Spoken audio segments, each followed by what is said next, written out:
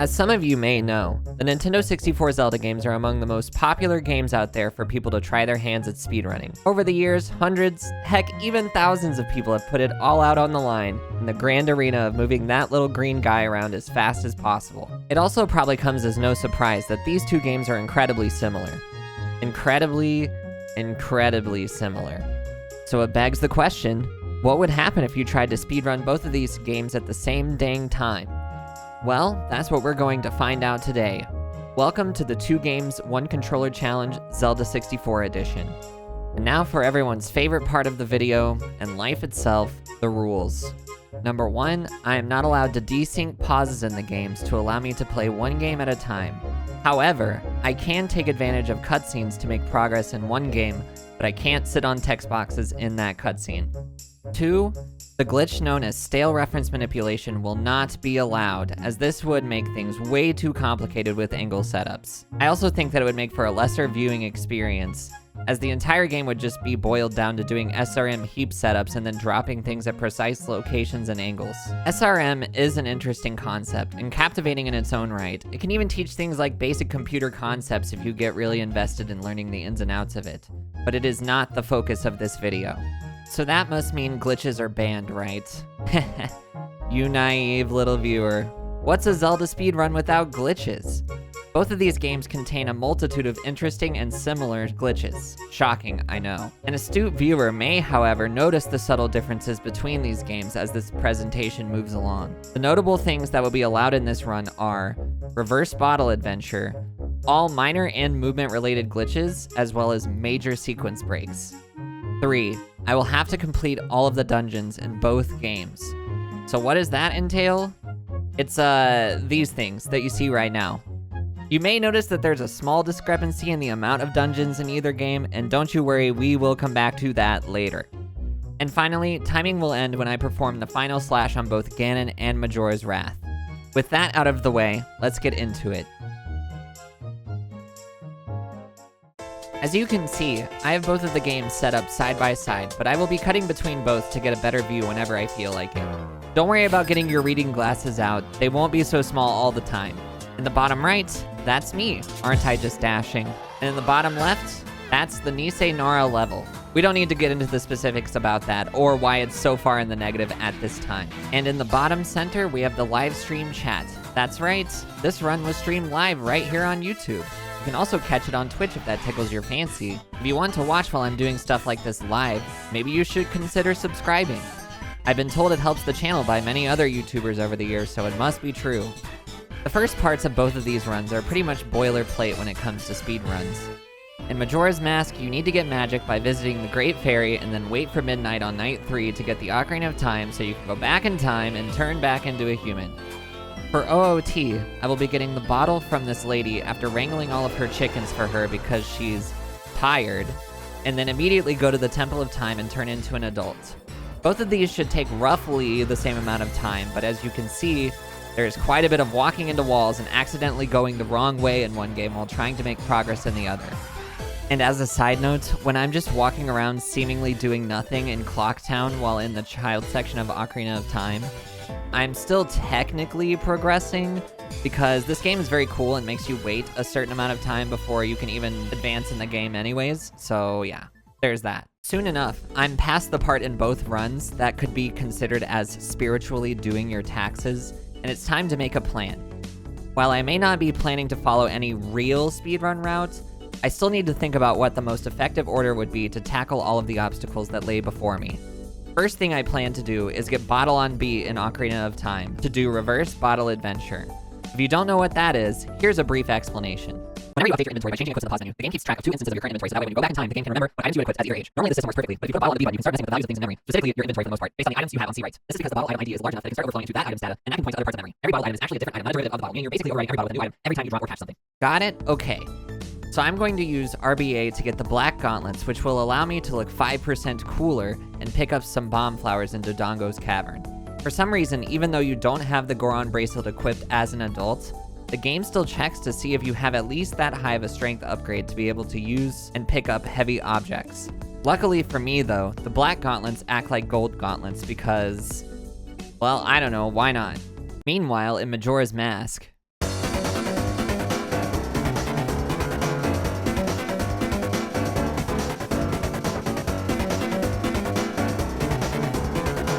look at this. Finally an instance of synergy. While I'm mashing through text after racing Dampe, I simultaneously am doing the hover to the hidden owl statue. Oh, what's the hidden owl statue? It's where you... forget it. It lets you warp anywhere. That's all you need to know. One of the things that will be difficult to navigate as I move into doing dungeons back to back to back is moving around in both games while in dangerous areas. I will need to split my focus if I want to be as efficient as possible. This is a speedrun after all, and much like in real life, taking unnecessary deaths is bad and a waste of time. First up in Ocarina of Time is Dodongo's Cavern. This dungeon contains the bombs, and in case you haven't figured it out yet, bombs are maybe the most important asset I will have in both of these games. Before I can use them though, I'm stuck using these bomb flowers. Luckily I got a strength upgrade earlier that lets me pick them up. Remember? Remember that? Remember when we talked about that earlier? In the business we call that force shaft. After I get the bombs, I make quick work of King Dodongo and step into the blue warp, completing the first dungeon of the run. For those of you in the know, you're probably wondering why I didn't just skip the cutscene here. Well, obviously it's because I wanted to use the cutscenes to make progress in the other game and be as efficient as possible, and not because I simply don't remember how to do it. How could I possibly forget something so simple and intuitive? Hey, let's check up on the other game and see what progress is being made there. I finally made my way past the swamp sentries, and I've gotten the Sonata of Awakening. It's important to keep in mind, by the way, that while it may seem like I've made less progress in Majora's Mask, there are also just way fewer objectives to accomplish. The game is, I don't know, about half as long as Ocarina of Time, if you're strictly speaking about what required tasks there are to beat all of its dungeons. So when I say that the progress I've made during the time it took me to beat a whole dungeon is get a song and go to the Goron area, that is absolutely monumental progress. Up next is Woodfall for Majora's Mask, but far more importantly, the blue chicken in Ocarina of Time. First, you have to prove your worth to the chicken lady by waking up a homeless man who's been sleeping in a nearby citizen's domicile, and then she entrusts you with her prized possession. This chicken is important because it progresses the Big Goron Sword trade quest, which I will need to continue up until I get a specific crucial item later.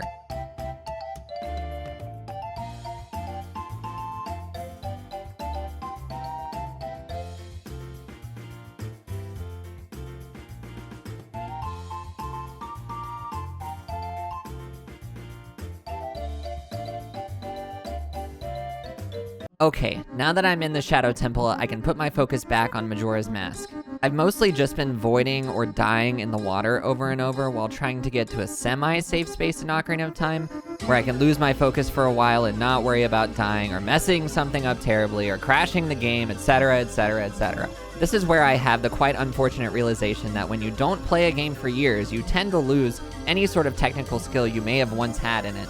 It sounds preposterous, I know, but just look at how many times I failed this mega flip to the torch. It's embarrassing. Just plain embarrassing.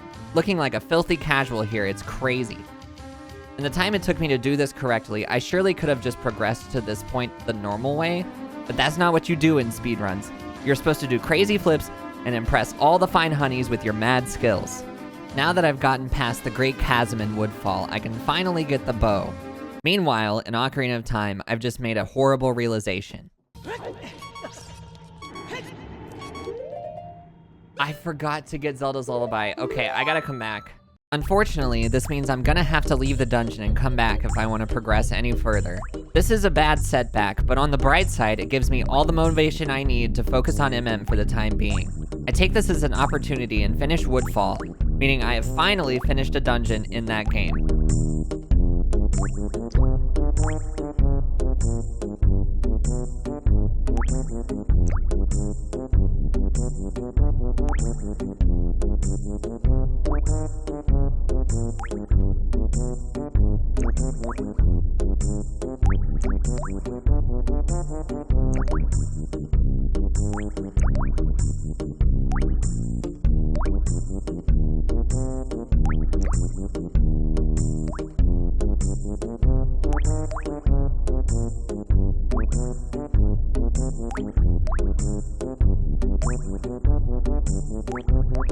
With that side quest done, it's back to the Shadow Temple to finish the dungeon. And yes, I'm doing the little baby strategy of going all the way through the temple to get the boss key, and then open the boss door instead of just doing the boss key skip from the hover boots room like an adult.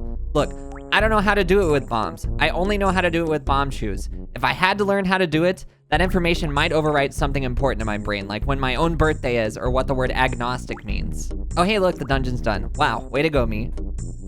Oh yeah, and while I did all that, I got the Zora mask, the hook shot, 1 Zora egg, the Moon's Tear, and New Wave Bossa Nova. Up next is Great Bay Temple and Forest Temple. In the Forest Temple, I need to get the bow before beating it, since I will also need the bow to fight Ganondorf. This could have been circumvented if I had planned even a little bit beforehand and RBA'd Kojiro to get the quiver, but I digress. Great Bay Temple, on the other hand, has nothing that is required to beat the game except for the boss remains, so I will be able to make quick work of that dungeon.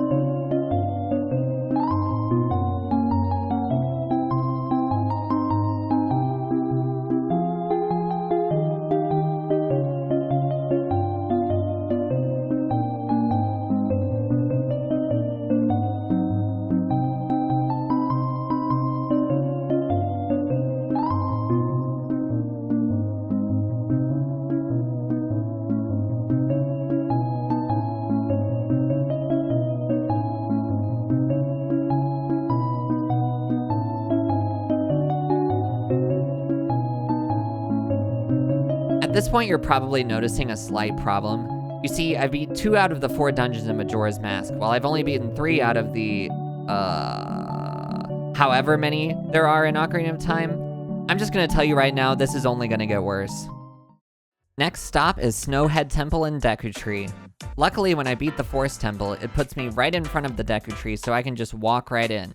Normally, to get to Snowhead Temple, you would need the Goron Mask and Lullaby, but you can skip both of these with a Fairy Fountain alternate exit. Yeah, all the Fairy Fountains are on the same map, that's just the way it is. I managed to get this trick on the first try, which, when compared to how the rest of this run has gone, honestly, it was incredibly surprising.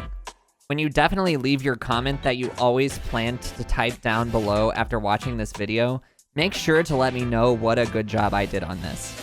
Your positive feedback is invaluable to this operation. Not having Goron Mask in the Goron dungeon really isn't a big deal when you can just use bombs to hover everywhere you need to go.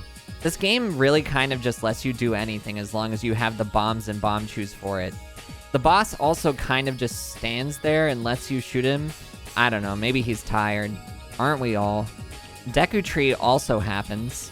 There is nothing to be said about the Great Deku Tree at all. I don't think anyone has anything insightful to say about that place. Well, maybe an arborist would. Yay, Stone Tower and Fire Temple time. Of course, I don't get the red tunic before going to the Fire Temple because I'm an elite gamer. It has nothing to do with the fact that I have so many hearts that I would have to stand still for like a minute in order to die to the heat timer.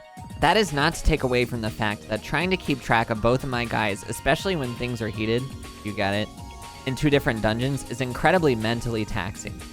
Even obstacles that wouldn't normally pose a threat, like one bat flying at you, are amplified tremendously when you're trying to do a precise frame-perfect trick in the other game that can crash the software and make you lose tons of progress. Soon enough, though, I had gotten the light arrows in one game and beaten the Fire Temple in the other.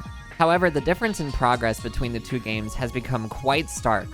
I still have 3 whole dungeons left in Ocarina of Time. Meanwhile, all I have to do is get to the boss of Stone Tower and defeat it before I'm ready to finish Majora's Mask.